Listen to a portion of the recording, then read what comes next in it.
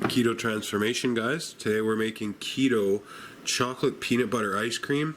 So simple, 3 ingredients, that's about it, plus the sweetener. Boom, that's all it is. Very simple, very easy. You're gonna thank me for this, so let's get into it. Me like a fool, I've had this great intro recorded, and I guess I thought it was recorded, but I didn't hit record because like I said, I'm a fool sometimes. So basically I forgot to record the very beginning, but that's okay, it's super easy. So what you're gonna do, guys, is you're gonna take about 2 tablespoons of the most low carb peanut butter you can find.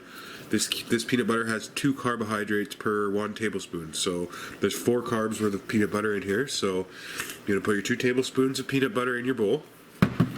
Then you're gonna take some heavy cream, and make sure it's 33% heavy cream because this stuff has 0 carbs.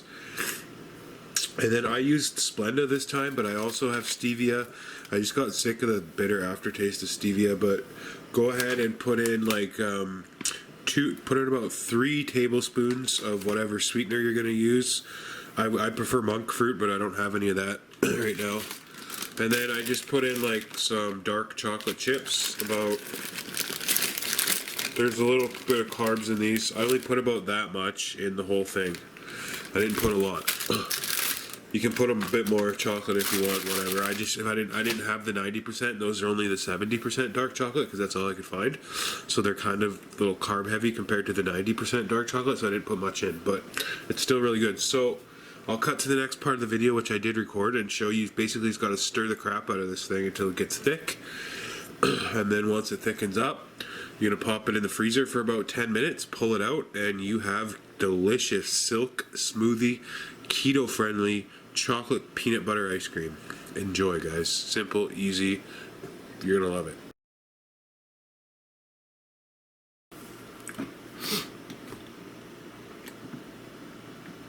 So at this point, guys, I'm just stirring this this cream chocolate peanut butter mixture. So like I said, I put 2 tablespoons of peanut butter in, and then I just filled the bowl up so it was almost full to the top. I left about an inch down from the top because I didn't want to spill, with heavy cream. And I put about 3 tablespoons of Splenda in, and you just want to stir it for like a good 5 minutes. Eventually that cream will get really thick like Greek yogurt, and then you just pop it in the freezer. If you find that it's not thickening up, or you might have put a little too much cream in there, just go ahead and put another teaspoon of peanut butter in and just continue to stir. Let that break down. You can see how much browner that it has already turned just from me mixing it. So eventually it will get super thick, guys. It's almost ready, and then we're just going to pop it in the freezer.